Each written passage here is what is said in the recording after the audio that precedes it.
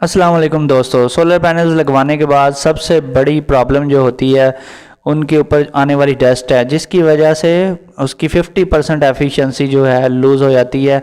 वो अपनी पूरी पावर आपको प्रोवाइड नहीं कर सकते। इसलिए इनकी हर महीने में एक बार कम से कम क्लीनिंग होनी बहुत ज़रूरी है। जब तक क्लीनिंग नहीं होगी तो आपको रिज़ल्ट नहीं मिलेगा।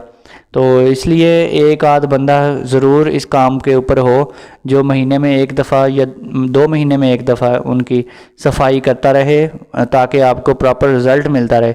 जब तक सफाई नहीं होगी तो रिज़ल्ट भी नहीं मिलेगा। इसलिए आजकल बहुत ज़्यादा इस चीज़ पे तवज्जो दी जा रही है, नई से नई रिसर्च हो रही है ताकि ऐसे तरीके डेवलप किए जाएँ ताकि ऑटोमेटिकली सोलर पैनल साफ़ होते रहें। और बहुत सारी आपने वीडियोस देखी होंगी यूट्यूब के ऊपर भी कि नई से नई टेक्नोलॉजी डेवलप हो रही है, बहुत ज़्यादा ऑटोमाइजेशन आ रही है। और कुछ ऐसे तरीके हैं जिनसे प्रॉपर सफाई होती है और कुछ तरीक़ों से सफाई नहीं होती।